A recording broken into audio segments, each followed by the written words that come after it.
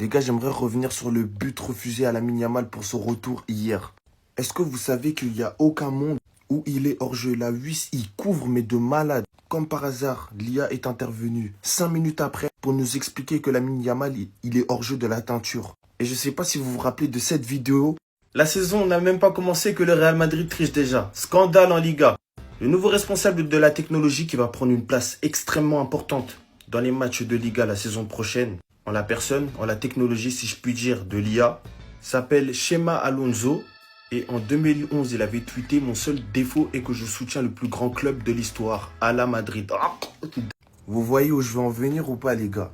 Hier, encore une fois, on a gagné. Mais est-ce que c'est pas le début de quelque chose qui va nous choquer cette saison, les gars? IA, l'intelligence artificielle, va devenir un élément central de l'arbitrage en Liga la saison prochaine. Elle va être instaurée dans la Ligue dans le but de réduire les erreurs d'arbitrage, d'améliorer la justice sportive et est censée devenir une solution de confiance en Liga. Parce que déjà l'année dernière, il n'y avait même pas tout ça. On se rappelle tous du cas Lewandowski. Alors avec ce qu'ils nous ont fait hier, les gars, franchement, il faut juste se lever et applaudir. Faut applaudir parce que on ne sera pas au bout de nos peines. Et je vois déjà les Madrilènes dans les commentaires dire pleurez, pleurez, calmez. C'était ce Jorginho du Brasil. Et dites-moi ce que vous pensez de tout ça et de la vidéo que je vous avais faite pour vous prévenir en fait. Bao. On a trop banalisé cette action d'hier, les gars. C'est une dinguerie, au nom de Dieu, c'est une dinguerie de plonger comme ça, les gars. C'est une folie. En fait, cette image-là, cette position, qui est d'ailleurs assez médiocre, mais qui rentre, combien de fois on va la voir cette saison, les gars? Hier, Mbappé, il a fait une dinguerie et je vois personne ne va en parler. C'est une dinguerie de plonger comme ça, les gars. C'est-à-dire que l'humain, il est en train de montrer qu'il est prêt à tout pour avoir un penalty. Limite, pour moi, il a signé au Real Madrid pour avoir plus de facilité à marquer des buts grâce au penalty et aux décisions litigieuses que les arbitres ils vont avoir par rapport aux joueurs du Real Madrid parce qu'ils jouent au Real Madrid. En vrai, il suit les traces de son idole. Ouais, les gars, si vous savez pas c'est qui son idole, allez taper sur internet, je sais pas, chercher. Moi, ce qui me choque le plus dans cette action, les gars, c'est que l'arbitre, il a même pas esquissé. L'idée lui est même pas passée par l'esprit de mettre un jaune à Mbappé pour simulation. En tout cas, le Real Madrid, ils ont montré hier que quand le match il est dur et qu'il n'y a pas de penalty, c'était ces Jorginho du Brasil. Et dites-moi ce que vous avez pensé de la simulation de Mbappé. Pow. En fait, les gars, vous savez, ce qui est fascinant avec Lamine Yamal, c'est qu'il a une capacité à faire la part des choses. C'est-à-dire que tout ce qu'on va entendre, qui est retranscrit dans les médias par rapport à ses vacances, à son temps libre, c'est qu'on oublie que c'est pendant ses vacances et son temps libre. Et que lorsque c'est l'heure de travailler, il travaille. Je vous dis tout ça parce que la virgule qu'il a reproduit tout à l'heure en match, il s'entraînait à la faire le jour d'avant, en fait, les gars. Il s'entraînait à la faire le jour d'avant. C'est-à-dire que Lamine Yamal est un joueur qui possède un talent extraordinaire qui, pour moi, il n'a rien à envier à personne de l'histoire du football à l'heure actuelle, mis à part Messi. Dans mon livre, après mon livre, je ne sais pas s'il se vend. Mais en tout cas, je voulais être clair sur ça. Et en clair, on parle d'un individu qui, avec tout ça, continue à travailler. C'est-à-dire que tout ce qu'il reproduit en match, il l'a bossé à l'entraînement. Lorsque ses entraîneurs disent qu'il passe plus de temps à s'entraîner qu'à avoir du temps libre, c'est que c'est la vérité. Et si aujourd'hui il vous le montre en match, il faut faire comme si c'était normal. Mais moi, je ne ferai jamais comme si c'était normal. Ça veut dire que là, la virgule qu'il a reproduit en match, dites-moi ce que vous en avez pensé et est-ce que vous étiez au courant qu'il l'a bossé le jour d'avant en fait. C'était ce Jorginho do Brasil. Et dites-moi ce que vous pensez de cette information. Parce que moi, je coupe tout sur ça. Bao! En fait, les gars, moi je pensais que c'était juste les supporters comme nous qu'on en faisait trop concernant Mbappé et Vinicius. À partir du moment où on attaque Vinicius sur ce sujet-là, c'est qu'on est tous d'accord. Il y a eu une altercation entre Koké et Vinicius a dit à Koké: j'ai 2 Ligues des Champions, toi tu n'as rien. J'ai gagné 2 fois, tu as perdu 2 fois, tu perds parce que tu es nul. Et Koké a dit à Vinicius: Kylian Mbappé mange ton pain, il est meilleur que toi. Moi je vous le dis les gars, la situation qu'on voit depuis la saison dernière, depuis l'arrivée d'Mbappé, elle est horrible. Mbappé a eu un temps d'adaptation. En deuxième partie de saison, Mbappé a tout pris. Mbappé sur un terrain, c'est un leader naturel. Il a simplement pris toute la lumière. C'est son Real. Quand tu sais que de l'autre côté, Vinicius, son contrat, il est en attente, il demande plus, mais pour l'instant, il n'a pas été prolongé. Pour l'instant, Mbappé et Vinicius, ça ne fonctionne pas. Individuellement, Mbappé, il fait sa saison. En plus de ça, il est à 100% sur le terrain, ça se voit qu'il est en forme. Mais de l'autre côté, on voit que Vinicius, ça peut être un peu plus compliqué. Les 2 derniers matchs, on va dire que ça va mieux. Reste à voir s'il va trouver de la régularité. En plus, tu sais que maintenant, il est en concurrence avec Rodrigo sur le côté gauche. Ah, franchement, les gars, je préfère pas imaginer à quel point ça a dû le vexer lorsque Coquet lui a dit « Mbappé, mange ton pain et il est meilleur que toi ». En tout cas, le match contre Villarreal ce week-end, moi je l'attends. Je pense qu'il y a une bonne étoile. Sinon, vous les gars, vous en pensez quoi? Rano sur Snap sans s'ennuie. Les journalistes, quand vous avez voté et que vous avez mis Pedri hors de votre top 5, vous êtes content de ce que vous faites? Genre en mode, vous dites pas vous méritez qu'on vous retire vos accréditations et compagnie. On a déjà dit et insisté sur le fait que Pedri, l'année dernière, que ce soit sur les passes progressives, les récupérations et tout le tralala, il est premier.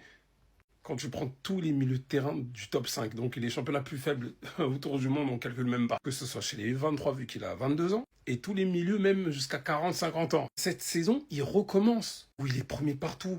Passe vers le dernier tir, passe progressive réussie. Les duels, il n'a rien gagné, même les duels, alors, bref, les tirs cadrés, les actions progressives, donc quand il progresse avec le ballon. Bref, en fait, c'est le meilleur milieu du monde. Regardez. Et là, c'est sa map contre...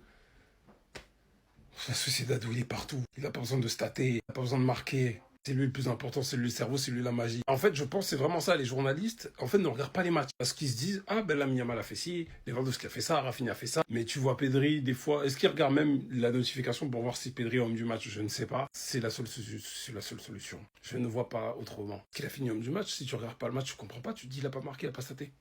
Mais il a tout fait, il était partout. En fait, c'est ça la recette miracle pour qu'on marque de la tête. Hop, de la part de Flick, et c'est dedans, officiel. Merci pour ton football. Merci parce que t'es venu, malgré les conditions qui sont limitées. En fait, qu'on te fasse une statue, qu'on te paye jusqu'à la fin de tes jours, même si on espère que ça va arriver dans 200, dans 300, dans 400 ans même. On repasse leader. Certains sont venus alors qu'il a jamais fait réellement de deuxième saison, à ce que je sache, en tout cas avec les gros clubs. Ouais, non, mais la deuxième saison de Flick, fermez-la. La saison n'est pas finie, loin de là, attention. Mais en tout cas, on a repris notre place. Ce qui fait quand même avec un effectif limité, et quand tu vois certains clubs qui dépensent comme Liverpool des millions, quasiment des milliards, t'as l'impression, et que nous on est là avec 30 millions, on galère. Faire ce qu'il fait, les gars, c'est pas donné à tout le monde. Hein. Il a aussi fait avec Rashford, contre Newcastle. Il le fait partout. En fait, dites-vous que dès que le Barça met un but de la tête, c'est parce qu'il l'a fait. S'il est assis, tout ça, il fait pas le geste, c'est qu'on marquera pas de la tête. C'est une dinguerie, hein. Le football, tu vois des détails, dis-toi. On prend ces détails-là en compte, hein, sérieusement. Oh, l'arrogance de Lamine Yamal. Oh, surveillez votre Lamine Yamal. Le numéro 10, c'est trop lourd à porter. Quand. Imbécile Nabino. Voilà, on a fini Bino.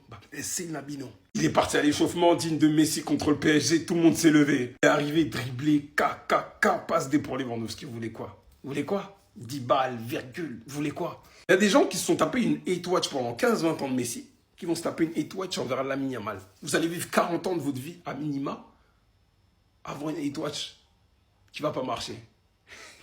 Le nouveau roi du football n'a pas besoin de vos conseils, vous ne le connaissez même pas. Et nous, créateurs de contenu et fans du football, nous n'avons pas besoin de votre attention. Hypocrite d'ailleurs, c'est le meilleur jeune joueur de l'histoire.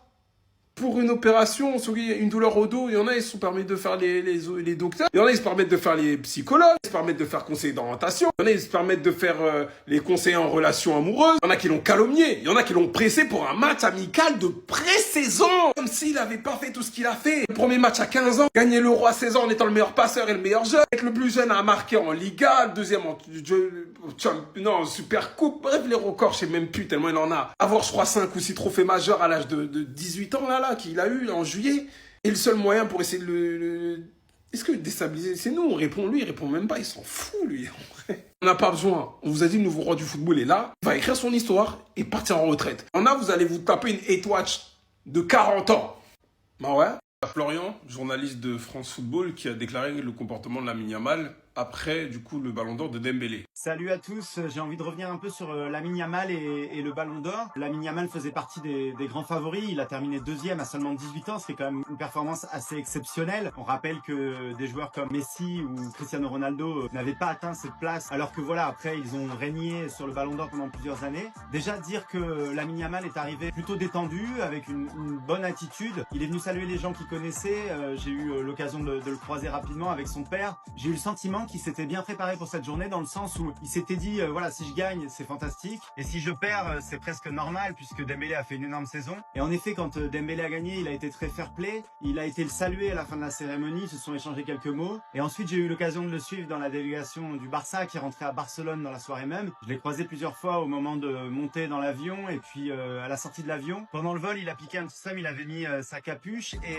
quand il est venu me saluer à la fin, il a pris soin d'enlever sa capuche, de venir me tendre la main et de me dire à la prochaine. J'ai trouvé ça très classe de sa part puisque tous les joueurs ne le font pas et encore moins les joueurs de son envergure. Pour moi, c'était vraiment une preuve de sa belle attitude, de son fair play. Le connaissant, pour moi, c'était aussi une manière de dire comptez sur moi, je serai bien là l'année prochaine au rendez-vous. Pour tous ceux qui sont psychanalystes, psychologues, médecins, tout ça sur Lamine Yamal, là, qui se préoccupent de lui, voilà ce qu'il a dit. Maintenant, vous savez tout, là.